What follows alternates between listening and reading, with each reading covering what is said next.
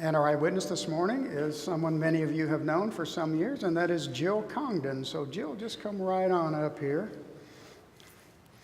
And we're glad to see you this morning. I'm glad to be here. Well, welcome to the eyewitness stand. Thank you. It's a pretty tough crowd, as you can see. A very tough crowd. Very tough crowd. So, Jill, tell us a little something about yourself. Where were you born and raised, and then how did you end up in this church? Well, I was born and raised in Indianapolis, Indiana. We lived about 20 minutes from here. I graduated from Pike High School, went to Ball State. After I graduated, I went to the University of Memphis. I have music degrees. I have a Bachelor of Science in Music Education and Performance. Okay. And I have a master's degrees in music. Played in the Memphis Symphony for 15 and a half years and taught orchestra for Memphis City Schools. And I married Bob and moved to Pittsburgh, Pennsylvania, played in the Wheeling Symphony there and had students. And Bob got a really good job transfer to here, and we moved here. And we thought Zionsville is the only place to live. So here we are. Okay, well, there you go. So what instrument did you play that you played in all of these symphonies? I play the double bass. The double bass. The very large fiddle. Yeah. So like you played it like in symphony, but like if I was in a jazz club, it's the guy with the sunglasses plucking on. That's what it is, right? Yes, that's what it is. So how big a car do you have to own?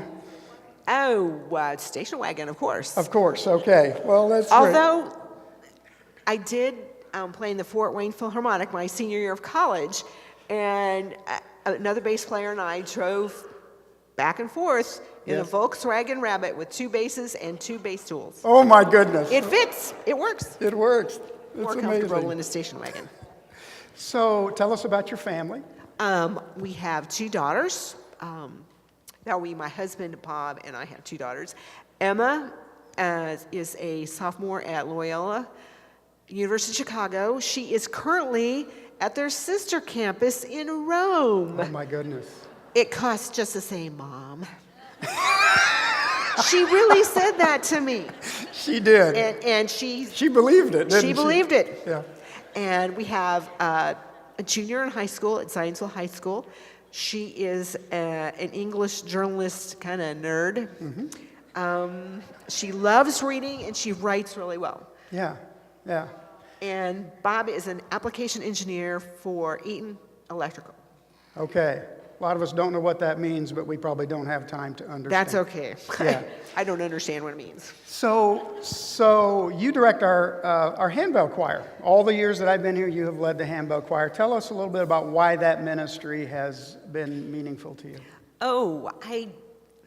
The first time I heard a handbell choir was when I was in college at Ball State.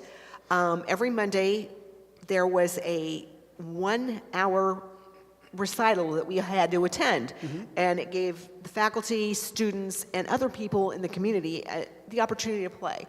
And the Burris Lab School, that would be professors' children, had a handbell choir at their school, and they came and played for us, and they were awesome. Fast forward to when I graduated out in the community, went to a handbell choir at a church, and they were terrible. And I thought, what is this all about? It's a calling. It is. So anyway, many years later, after I married Bob and moved to Pittsburgh, they had a great handbell choir at their church, and I joined and learned to love handbells in the service. Yeah. So just for those of us here who might not know, a quality full set of handbells, what would that cost? About $50,000. Wow, yeah. See, I think people here have no idea. Those are amazing instruments. Yep, yeah. They really are. Yeah. So, Jill, we see you in the halls, we see you in our Bible studies, we see you in a lot of places. Obviously, you've got your go-kart here with you. Tell us a little bit about physically what you struggle with, and just share that with us. I have multiple sclerosis. It is an autoimmune disease. I can explain it very easily to you. Okay. When you have an autoimmune disease, it means that part of your immune system is attacking and destroying healthy tissue. In the case of MS, the white blood cells, some white blood cells are the culprits. In everybody, white blood cells do their job. When they do their job, they physically leave the bloodstream. They can do this everywhere in your body except your brain and spinal cord. People with MS, some of the white blood cells become activated to break the blood-brain barrier, and they target the myelin coating to your nerves. So it would be like taking an axe and chopping a power cord. And MS is different in every individual because they attack your nerves in your brain in different places. And I've lost a lot of the feeling in my feet and toes and all the good balance things in your body, which makes you able to walk around and do things. Yes. And I've lost that. So I use this roadster, and it gets me places and holds me up. It's a good thing. So you and I were talking a little bit the other day, particularly when this first became a real issue. You know, you said that there was sort of you hit a point where there was a very rapid decline over a couple, 3 months, like, you know. And what happens to your spirit when that happens?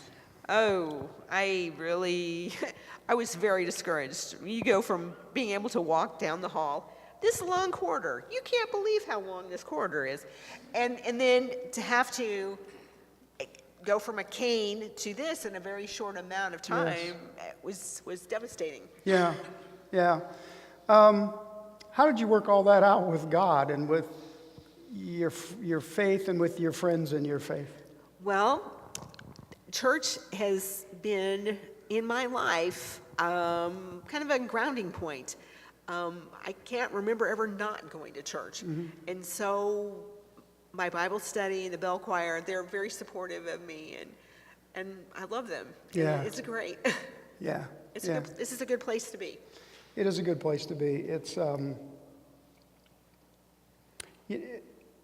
hard, right? I think when I first contacted you, I don't know that you remember that you said this, but you said something about, well, I don't know why you would talk to me. I'm a Christian slug. I love that word, a Christian slug. I am. Well, there we go. But I think we all have this slugness about us, you know. But I think you know, that sense of when you're struggling and it isn't always as alive every day as it is some days. You know, it makes us feel not so great sometimes about ourselves. Absolutely. Yeah. Well, I was at the Bible study the other day at the end, and the people came out and they were gracious to you, and they hugged you, and they kissed you, and so you're much loved, and you do a great ministry in this church. Thank you very much. I'm delighted to do it. All right. So, friends, this is Jill Congdon. Thank you.